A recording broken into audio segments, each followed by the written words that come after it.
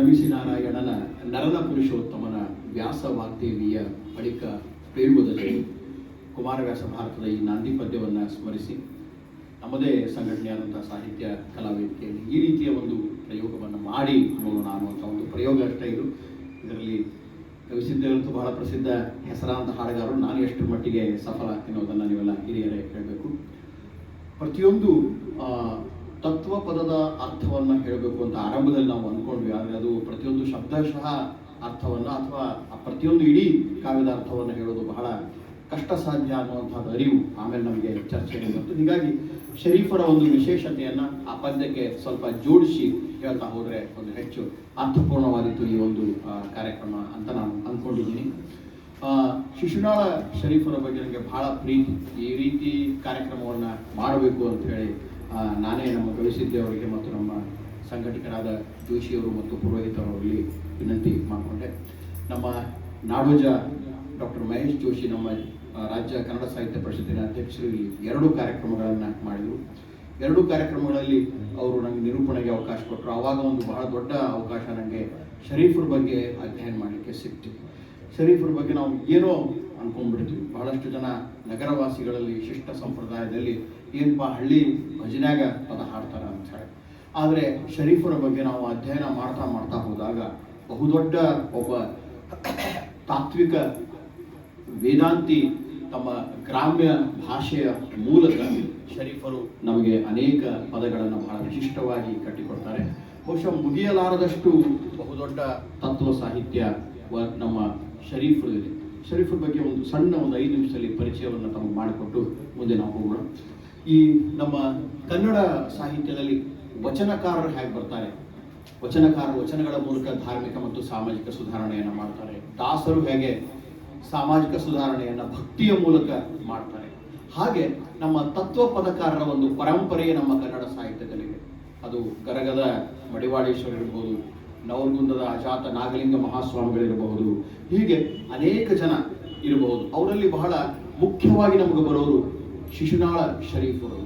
ಶಿಶುನಾಳ ಶರೀಫರದ್ದು ಎಷ್ಟು ವಿಶೇಷತೆ ಇದೆ ಅಂತಂದರೆ, ನಮ್ಮ ಹಳ್ಳಿಯ ಬಸವಣ್ಣ ದೇವಾಲಯ ಅಥವಾ ಈಶ್ವರ ದೇವಾಲಯದ ಭಜನಾ ಪದಗಳಿಂದ ಆರಂಭಗೊಂಡು ಅಂತಾರಾಷ್ಟ್ರೀಯ ಮಟ್ಟದಲ್ಲಿ ಪಾಪ್ ಸಂಗೀತಕ್ಕೂ ಕೂಡ ಚಿಂತ್ಯಾಕ ಮಾಡುತ್ತೀನಿ ಅಂತ ಹೇಳಿ ನೀವು ಕೇಳಿರ್ಬೋದು. ನಮ್ಮ ಲಕ್ಕುಂಡಿ ಉತ್ಸವ ಕಲಾ ಬಂದರು ಅಷ್ಟರ ಮಟ್ಟಿಗೆ ಅದು ವೈಡ್ ವೆರೈಟಿ ಆಫ್ ಇದರಲ್ಲಿ ಬಳಕೆಯಾದಂತಹ ಒಬ್ಬ ಮಹತ್ವದ ಕವಿ ನಮ್ಮ ಶಿಶುನಾಳ ಶರೀಫರ್. ಶಿಶುನಾಳ ಅಂದರೆ ಇಲ್ಲಿ ನಮ್ಮ ಹಾವೇರಿ ಜಿಲ್ಲೆಯ ಶಿಗ್ಗಾಂವ್ ತಾಲೂಕಿನ ಶಿಶುನಾಳ. ಆ ಶಿಶುನಾಳ ಗ್ರಾಮಕ್ಕೆ ಕೂಡ ನಾನು ಭೇಟಿ ಕೊಟ್ಟಿದ್ದೆ ಬಹಳ ಆಸಕ್ತಿಯಿಂದ. ಶಿಶುನಾಳ ಅಂದರೆ ಒಂದು ಉದ್ದನವಾದಂತಹ ಕಂಬ, ಮೇಲೆ ಒಂದು ಬಸವಣ್ಣನ ಅಂದರೆ ಒಂದು ಆಕಳ ಒಂದು ಪ್ರತಿಮೆ ಇದೆ. ಅದನ್ನ ನಮ್ಮ ಶಿಶುನಾಳ ಶರೀಫರು ತಮ್ಮ ಆರಾಧ್ಯ ದೈವವನ್ನಾಗಿ ತೆಗೆದುಕೊಂಡರು. ತಮ್ಮ ಎಲ್ಲ ತತ್ವ ಪದಗಳಲ್ಲಿ ಶಿಶುನಾಳ ಧೀಶ ಅನ್ನುವಂತಹ ಒಂದು ಅವರ ಅಂಕಿತ ಕೂಡ ಅದರಲ್ಲಿ ಬರ್ತಾ ಇದೆ. ನಮ್ಮ ಶಿಶುನಾಳ ಗ್ರಾಮದಲ್ಲಿ ಇಮಾಮ್ ಸಾಬ್ ದೇವ್ಕಾರ್ ಮತ್ತು ಹಜ್ಜುಮಾ ಎಂಬ ದಂಪತಿಗಳಿಗೆ ಬಹಳ ದಿನ ಮಕ್ಕಳಾಗಿವೆ. ಅಲ್ಲಿ ಅವರು ಖಾದರ್ ಶಾವ್ಲಿ ಅನ್ನುವಂಥ ಒಬ್ಬ ಸೂಫಿ ಸಂತರಿರ್ತಾರೆ. ಅವರು ಹಿಂದೂ ಮತ್ತು ಮುಸ್ಲಿಂ ಭಾವೈಕ್ಯ, ಖಾದರ್ ಲಿಂಗ ಅಂತ ಅವರು ಕರೀತಾರೆ. ಲಿಂಗಾಂಗ ಸಾಮರಸ್ಯ ಅಂದರೆ ಈಶ್ವರ ಲಿಂಗವನ್ನು ಸಾಕ್ಷಾತ್ಕಾರ ಮಾಡಿಕೊಂಡು ಅವರು ಆಕಾಶದಲ್ಲಿ ಹಾರ್ತಾ ಇದ್ದರಂತೆ ಸೂಫಿ ಪರಂಪರೆಯಲ್ಲಿ. ಒಂದ್ಸರ್ತಿ ಅವರು ಭೂಮಿ ಕೆಳಗಡೆ ಬಂದರಂತೆ. ಅದಕ್ಕೆ ಸಲಾಂ ಠೇಕಡಿ ಅಂತ ಇವತ್ತಿಗೂ ಕರೀತಾರೆ ಮುಸ್ಲಿಂ ಪರಂಪರೆಯಲ್ಲಿ. ಕೆಳಗಡೆ ಬಂದು ದರ್ಶನವನ್ನು ಕೊಟ್ಟರಂತ. ಅವ್ರಿಗೆ ಇಮಾಮ್ ಸಾಹೇಬ್ ಮತ್ತು ಹಜ್ಜುಮಾ ನಡ್ಕೊಂಡಾಗ ಅವ್ರಿಗೆ ದೈವಿ ಕೃಪೆಯಿಂದ, ಸೂಫಿ ಸಂತರ ಕೃಪೆಯಿಂದ ಹುಟ್ಟಿದಂತಹ ಮಗುವೆ ಶಿಶುನಾಳ ಶರೀಫ.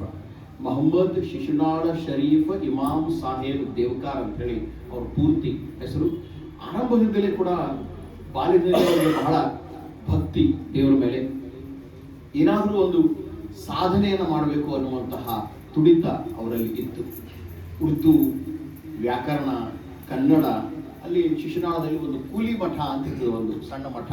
ಆ ಮಠದಲ್ಲಿ ಅವರು 7ನೇವರೆಗೂ ಸಾಲಿಯನ್ನು ಕಲಿತಾರೆ. ಮುಂದೆ ಅಧ್ಯಾಪಕ ವೃತ್ತಿಗೆ ಅವರು ಹೋಗ್ತಾರೆ. ಹೋದಾಗ ಅವರಿಗೆ ಅವರ ಅಧ್ಯಾಪಕ ವೃತ್ತಿಗೆ ಹೋಗೋಕ್ಕಿಂತ ಮುಂಚೆನೇ ಅವರಿಗೆ ಭೇಟಿಯಾಗಿದ್ದು ಯಾರು ಅಂತಂದರೆ ಕಳಸದ ಗುರು ಗೋವಿಂದ ಭಟ್ಟ. ನಮ್ಮ ಹಿರಿಯರಿಗೆ ಗೊತ್ತಿದೆ, ಇಲ್ಲ ಆ ಕಾಲದಲ್ಲಿ ಗೌಂಟಿ ಶಾಲೆಗಳು ಅಂತ ಇರ್ತಿದ್ವು. ಗೌಂಟಿ ಶಾಲೆಯ ಅಧ್ಯಾಪಕರು, ಆ ಗೌಂಟಿ ಶಾಲೆಯ ಅಧ್ಯಾಪಕರಾದಂತಹ ಗುರು ಗೋವಿಂದ ಭಟ್ಟರು ಒಬ್ಬ ಶಿಷ್ಯನನ್ನು ಹುಡುಕ್ತಾ ಇದ್ರು. ಒಬ್ಬ ಭಾರಿ ಚಲೋ ಶಿಷ್ಯ ಬೇಕು ಅನ್ನುವಂತಹ ಆ ಶಿಷ್ಯ ಸಿಕ್ಕಾಗ ಅವ್ರು ಏನು ಮಾಡ್ತಾರೆ ಅಂತಂದರೆ ಆ ಶಿಷ್ಯನಿಗೆ ಅವರು ಜನಿವಾರವನ್ನು ಹಾಕ್ತಾರೆ. ಬಹಳ ಪ್ರಸಿದ್ಧವಾದಂತಹ ಪದ್ಯ ನಿಮಗೆಲ್ಲ ಗೊತ್ತಿದೆ. ಹಾಕಿದ ಜನಿವಾರ ನೂಕಿದ ಭವವಾರ ಲೋಕದ ಬ್ರಹ್ಮಜ್ಞಾನ ನೀ ಪಡೆಯಲು. ಸಂಧ್ಯಾ ವಂದನೆ ಕಲಿಸಿ ಆನಂದದ ಬಿಂದು ಮಧ್ಯದಲ್ಲಿ ನಿಲ್ಲಿಸಿ ಅಂತ ಬರ್ತದೆ ಈ ಪದ್ಯದಲ್ಲಿ. ಬ್ರಹ್ಮಜ್ಞಾನವನ್ನ ಪಡಿಬೇಕಾದ್ರೆ ಒಬ್ಬ ಬ್ರಾಹ್ಮಣ ಅಂದ್ರೆ ದ್ವಿಜ ಟ್ವೈಸ್ ಬಾರ್ನ್ ಅಂತ ಹೇಳ್ತೀವಿ ನಾವು ಇಂಗ್ಲಿಷ್ನಲ್ಲಿ. ಮೊದಲೇ ಒಂದು ಜನ್ಮ, ಎರಡನೇ ಜನ್ಮ ಯಾವಾಗ ಅಂದ್ರೆ ಜನಿವಾರ ಹಾಕಿದಾಗ.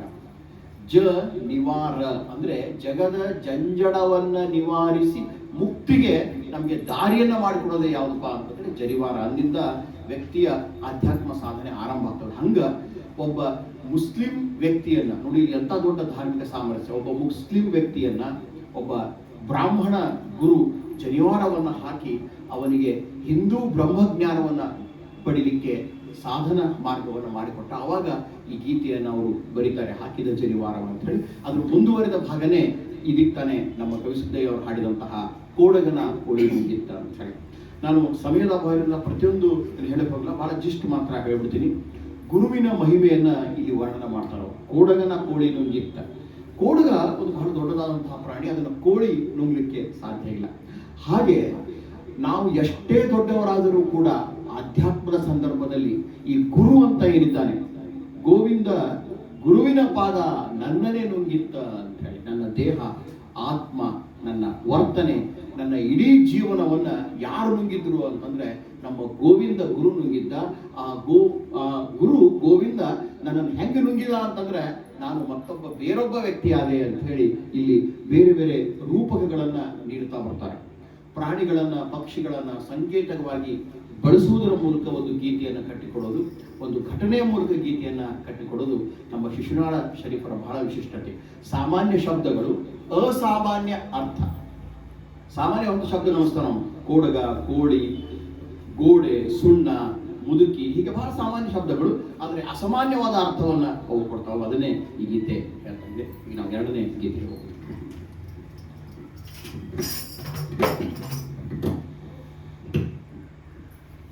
ಬಹಳಷ್ಟು ಜನಪ್ರಿಯವಾಗಿರುವಂತಹ ಗೀತೆ. ಸ್ವಲ್ಪ ಸೌಂಡ್ ಇದರಂಗೆ ಬಂದ್ರೆ ಚೆನ್ನಾಗಿ.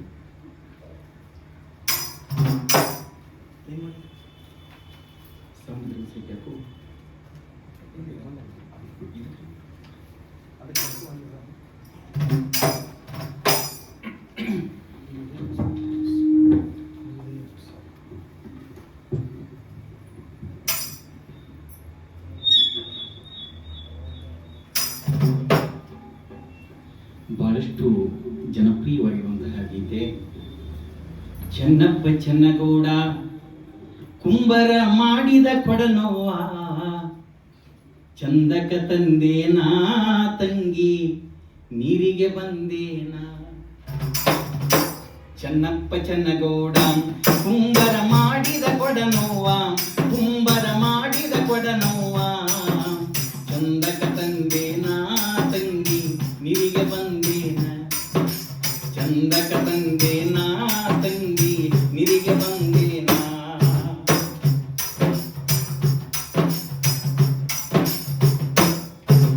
ಬಾಡಿಯ ವನದಾಗ ನಾ ಹೆಂಗ ಬಾಗಿ ಬರಲವ್ವ, ಬಾಡಿಯ ವನದಾಗ ನಾ ಹೆಂಗ ಬಾಗಿ ಬರಲವ್ವ, ಬಾಳಿಯ ಕೊನೆ ಬಾಗಿ ನನ್ನ ಬೆನ್ನು ತಾಕಿದ್ದ. ಚೆನ್ನಪ್ಪ ಚೆನ್ನಗೌಡ ಕುಂಬರ ಮಾಡಿದ ಕೊಡನವ್ವ, ಚಂದಕ ತಂದೇನಾ ತಂಗಿ ನೀರಿಗೆ ಬಂದೇನಾ, ಚಂದಕ ತಂದೇನಾ ತಂಗಿ ನೀರಿಗೆ ಬಂದೇನಾ. 639 ಚಿತ್ರದ ಕೊಡನವ್ವ, 639 ಚಿತ್ರದ ಕೊಡನವ್ವ, ಚಂದಕ ತಂದೇನಾ ತಂಗಿ ನೀರಿಗೆ ಬಂದೇನಾ, ಚಂದಕ ತಂದೇನಾ ತಂಗಿ ನೀರಿಗೆ ಬಂದೇನಾ. ಚೆನ್ನಪ್ಪ ಚೆನ್ನಗೌಡ ಕುಂಬರ ಮಾಡಿದ ಕೊಡನವ್ವ, ಕುಂಬರ ಮಾಡಿದ ಕೊಡನವ್ವ, ಚಂದಕ ತಂದೇನಾ ತಂಗಿ ನೀರಿಗೆ ಬಂದ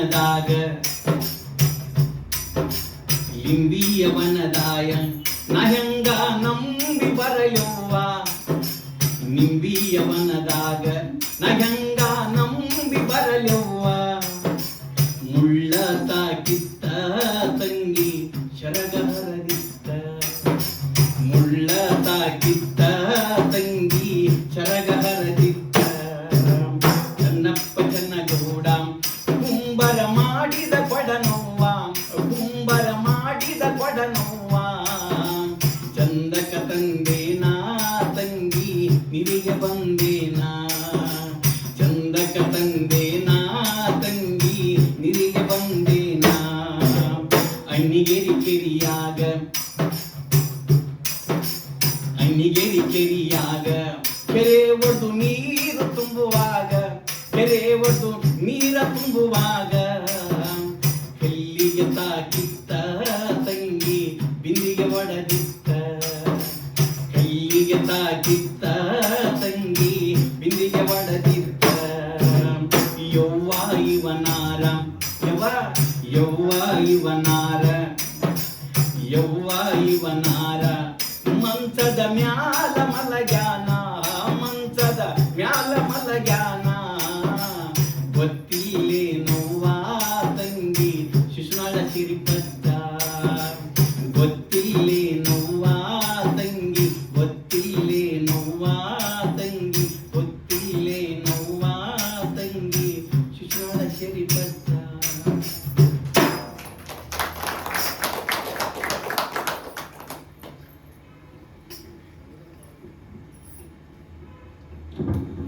ನಮ್ಮ ವಿದ್ವಾಂಸರಲ್ಲಿ ಬಹಳ ಚರ್ಚೆಗೆ ಒಳಪಟ್ಟಂತಹ ಗೀತೆ ಇದು. ಚನ್ನಪ್ಪ ಚನ್ನಗೌಡ, ಇದನ್ನ ಅರ್ಥವಂತಿಕೆ ಹೇಳೋದು ಕೂಡ ಅಷ್ಟೇ ಕಷ್ಟ. ವಿದ್ವಾಂಸರಲ್ಲಿ ಬೇರೆ ಬೇರೆ ಅಭಿಪ್ರಾಯಗಳು ಕೂಡ ಇದೆ. ಒಬ್ಬ ಹಳ್ಳಿಯಲ್ಲಿ ಇರುವಂತಹ ವ್ಯಕ್ತಿ ಚನ್ನಪ್ಪ ಚನ್ನಗೌಡ. ಆ ಚನ್ನಪ್ಪ ಚನ್ನಗೌಡರನ್ನ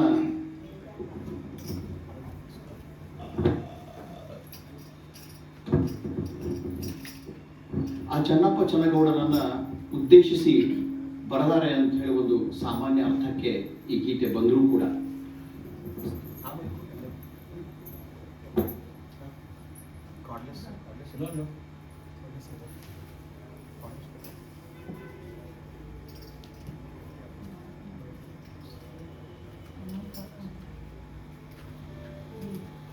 ಇದು ಈ ಚನ್ನಪ್ಪ ಚನ್ನಗೌಡ ಗೀತೆಯಲ್ಲಿ ಕುಂಬರ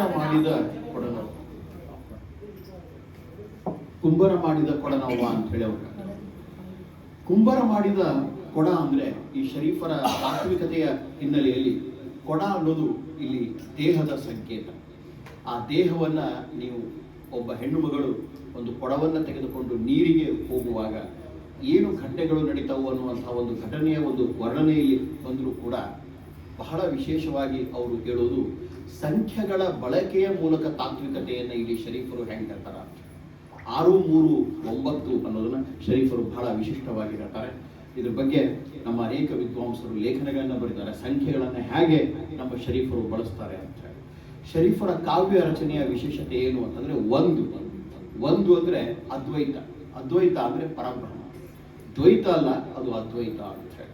ಈ ದೇಹವೆಂಬ ಕೊಡ ಬಡದು ಬಿತ್ತು ಅಂತ ಬರುತ್ತೆ ನೋಡ್ರಿ ಗೀತೆಯಲ್ಲಿ ಒಂದ್ ಕಡೆ. ಬಡದು ಬಿತ್ತು ಅಂತಂದ್ರೆ ಅದು ಆತ್ಮವು ಪರಮಾತ್ಮನಲ್ಲಿ ಲೀನವಾಗುತ್ತದೆ ಅಂತ ಹೇಳಿ. 6, 3 ಅಂದ್ರೆ 2 ರೀತಿಯಲ್ಲಿ ಶರೀಫರು ಬೇರೆ ಬೇರೆ ಕಡೆ ಬಳಕೆಯನ್ನು ಮಾಡ್ತಾರೆ. ಶರೀಫರ ಬಗ್ಗೆ ಬಹಳ ವಿಶೇಷವಾಗಿ ಕೀರ್ತನ ಕುರ್ತಕೋಟಿಯವರು ಬರೆಯುವಾಗ ಒಬ್ಬ ಮುಸ್ಲಿಂ ವ್ಯಕ್ತಿ, ಅವನ ಗುರು ಯಾರು ಅಂದ್ರೆ ವೈದಿಕ ಗುರು ಗೋವಿಂದ ಭಟ್ಟರು. ಆದರೆ ಶರೀಫರು ತಮ್ಮ ಜೀವನ ಪರ್ಯಂತ ಅವರು ಸಾಧನೆ ಮಾಡಿದ್ದು ಶಕ್ತಿ ವಿಶಿಷ್ಟಾದ್ವೈತ ಬಸವಣ್ಣನವರ ಸಿದ್ಧಾಂತ ಷಟ್ಸ್ಥಳ. ಅವ್ರು ತೀರ್ಕೊಳ್ಳುವಾಗೂ ಕೂಡ ಕರಿಬಸಪ್ಪನವರು ತಮ್ಮ ತಲೆಯ ಮೇಲೆ, ಅಂದ್ರೆ ಈ ಮುಸ್ಲಿಂ ಸಂತರಾಗಿದ್ದರೂ ಕೂಡ ಈ ನಮ್ಮ ಲಿಂಗಾಯತ ಸ್ವಾಮಿಗಳು ತೀರ್ಕೊಂಡಾಗ, ವಿಶೇಷವಾಗಿ ನಮ್ಮ ಪಂಚಾಚಾರ್ಯ ಸ್ವಾಮಿಗಳ ಸಂಪ್ರದಾಯ ತೀರ್ಕೊಂಡಾಗ ಒಬ್ಬ ವ್ಯಕ್ತಿ ಅವ್ರ ತಲೆಯ ಮೇಲೆ ಕಾಲನ್ನು ಇಡ್ತಾರ ಮತ್ತು ಅವ್ರ ಮೇಲೆ ಇದನ್ನು ಹಾಕ್ತಾರೆ. ಸೊ ಆ ರೀತಿ ಅವರು ತಮ್ಮ ದೇಹ ತ್ಯಾಗ ಮಾಡಿದಾಗ ಅಂತ ಹೇಳ್ತಾರೆ ಅವರು. ಅಂದ್ರೆ ಒಬ್ಬ ಮುಸ್ಲಿಂ ಸಂತನಾಗಿದ್ದು ವೈದಿಕ ಗುರುವನ್ನ ಹೊಂದಿ ಲಿಂಗಾಯತ ಸಂಪ್ರದಾಯವನ್ನ ಅನುಸರಿಸಿ ಆ 3 ತತ್ವಗಳನ್ನ ಬೆರೆಸಿ ಅವರು ತಮ್ಮ ಗೀತೆಗಳಲ್ಲಿ ಹೇಳ್ತಾರೆ. ಅಂದ್ರೆ ಷಟ್ಸ್ಥಳಗಳ ಪರಿಕಲ್ಪನೆ ಕೂಡ ಇಲ್ಲಿ ಬರ್ತದೆ.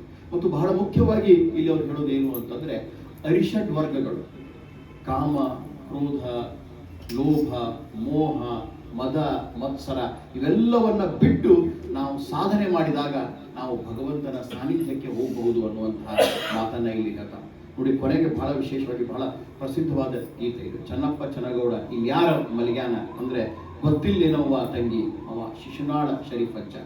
1, 3, 5, 6, 9 ರಿಪೀಟೆಡ್ಲಿ ನಾವು ಶರೀಫರ ಗೀತೆಗಳನ್ನು ಅಭ್ಯಾಸ ಮಾಡಿದರೆ ಬರುವಂತ ಶಬ್ದಗಳು. 1 ಅಂದ್ರೆ ಪರಬ್ರಹ್ಮ, ಆತ್ಮ ಪರಮಾತ್ಮ ಅಂತಿಮ ಹಂತದಲ್ಲಿ ಅದ್ವೈತ ತತ್ವ. 3 ಅಂತಂದ್ರೆ ಸ್ಥೂಲ ಶರೀರ ಮತ್ತು ಸೂಕ್ಷ್ಮ ಶರೀರ ಮತ್ತು ಕಾರಣ ಶರೀರ. ಈ 3 ಶರೀರದ ಸ್ಥಿತಿಯ ಬಗ್ಗೆ ಯೋಗ ಸಾಧನೆಯಲ್ಲಿ ಬರ್ತದೆ. ಈ 3ಅನ್ನ ದಾಟಿ ಹೋದ್ರೆ ನಾವು ಮೇಲೆ ಅನಾಹತ ಚಕ್ರ ಅಂತ ಬರ್ತದೆ, ಅದಕ್ಕೆ ನಾವು ಹೋಗ್ತೀವಿ ಅಂತ ಹೇಳಿ ಯೋಗದಲ್ಲಿ ಬರ್ತದೆ. ಅದ್ರ ಬಗ್ಗೆ ನನಗೂ ಕೂಡ ಜಾಸ್ತಿ ಗೊತ್ತಿಲ್ಲ. ಆದರೆ ಅರಿಷಡ್ ವರ್ಗಗಳು 6 ಮತ್ತು 5 ಪಂಚೇಂದ್ರಿಯಗಳು. ಪಂಚೇಂದ್ರಿಯಗಳ ಮೇಲೆ ಹತೋಟಿ, ಅರಿಷಡ್ ವರ್ಗಗಳ ಮೇಲೆ ಹತೋಟಿ. ಇವುಗಳ ಮೂಲಕ ನಾವೇನ್ ಮಾಡಬೇಕು ಅಂತಂದ್ರೆ ಆತ್ಮ ಮತ್ತು ಪರಮಾತ್ಮ. 9 ಅಂದ್ರೆ ನವದ್ವಾರ ಅನ್ನೋದ್ರ ಕಲ್ಪನೆ ಕೂಡ ಕೆಲವು ಕಡೆ ಶರೀಫರು ಕೊಡ್ತಾರೆ, ಮತ್ತು ನವಚಕ್ರಗಳು ಅನ್ನುವಂತಹ ಒಂದು ಕಲ್ಪನೆ ಬರ್ತದೆ ನಮ್ಮ ಇದರಲ್ಲಿ ಯೋಗ ಸಾಧನೆಯಲ್ಲಿ. ಇವೆಲ್ಲವುಗಳನ್ನ ತಮ್ಮ ಬೇರೆ ಬೇರೆ ಗೀತೆಗಳಲ್ಲಿ ಬಳಕೆ ಮಾಡುವಂತಹ ಶರೀಫರು ಈ ಗೀತೆಯಲ್ಲಿ ಕೂಡ ಬಹಳ ಸುಂದರವಾಗಿ ಅದನ್ನ ಬಳಕೆ ಮಾಡ್ತಾರೆ. ಚೆನ್ನಪ್ಪ ಚನ್ನಗೌಡ ಗೀತೆಯಲ್ಲಿ. ಈಗ ಮುಂದಿನ ಗೀತೆ. ಹಾಗೆ ಸರ್ ಹೇಳಿದಾಗೆ ಅಂಕಿಗಳನ್ನು ಬಳಕೆ ಮಾಡಿ ಜೀವನದ ಗೂಢಾರ್ಥವನ್ನು ಹೇಳಿರ್ತಕ್ಕಂಥವರು ಶರೀಫರು. ಮತ್ತೊಂದು ತತ್ವಪದವಾಗಿ ಅವ್ರು ಹೇಳ್ತಾರೆ, ಎಂತ ನಗಿ ಬಂತೋ ನನಗ ನಡ ಮುದಕಿಯ ಕಂಡೋ, ಎಂತ ನಗಿ ಬಂತೋ ನನಗ, ಎಂತ ನಗಿ ಬಂತೋ ನನಗ ನಡ ಮುದಕಿಯ ಕಂಡೋ, ಎಂತ ನಗಿ ಬಂತೋ ನನಗ. ಹಂತೆಲೆ ಹೋದರ ಬೆದರು ಸುತ್ತಾಳ ಸತ್ಯಗ ಮಂದಿ ಕಾಮದವಳ, ಹಂತೆಲೆ ಹೋದರ ಬೆದರು ಸುತ್ತಾಳ ಸತ್ಯಗ ಮಂದಿ ಕಾಮದವಳ. 6 ಗೆಳತ್ಯರೋಳೋ ಜರಿದು ಮಾತನಾಡುತ್ತಿರಲು, ಎಂತ ನಗಿ ಎಂತ ನಗಿ ಎಂತ ನಗಿ ಬಂತೋ ನನಗ ನಡ ಮುದಕಿಯ ಕಂಡೋ, ಎಂತ ನಗಿ ಬಂತೋ ನನಗ ನಡ ಮುದಕಿಯ ಕಂಡೋ, ಎಂತ ನಗಿ ಬಂತೋ ನನಗ. 8 ಮಂದಿ ನೆಂಟರು ಕೂಡಿ ಗಂಟು ಬಿದ್ದಾರ,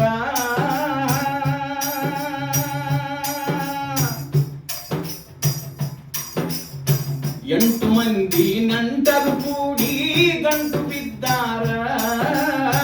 ಪಂಟು ಹೊಡೆದು ಹೋಗುವಂತ ಪಂಟು ಹೊಡೆದು ಪಾರಾಗಲು ಹಂಸು ಹಾಕಿ ಕಾಯುತ್ತಾರ, ಎಂತ ನಗಿ ಎಂತ ನಗಿ ಬಂತೋ ನನಗ ನಡ ಮುದಕಿಯ ಕಂಡು, ಎಂತ ನಗಿ ಬಂತೋ ನನಗ ನಡ ಮುದಕಿಯ ಕಂಡು, ಎಂತ ನಗಿ ಬಂತೋ ನನಗ.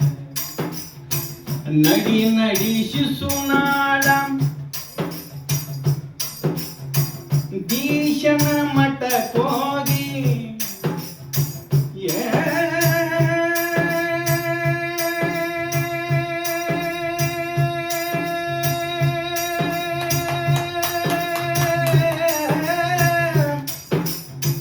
ನಡಿ ನಡಿ ಶಿಶುನಾಳ ದೀಶನ ಮಠಕ್ಕೋಗಿ, ಮುಕ್ತಿಯ ಬೇಡಂದರ ಮುಕ್ತಿಯ ಬೇಡಂದರ ಮಂದಿ ಮಾರಿ ನೋಡುತ್ತಾಳ, ಎಂತ ನಗಿ ಎಂತ ನಗಿ ಎಂತ ನಗಿ ಬಂತೋ ನನಗ ನಡ ಮುದಕಿಯ ಕಂಡು, ಎಂತ ನಗಿ ಎಂತ ನಗಿ ಎಂತ ನಗಿ ಬಂತೋ ನನಗ.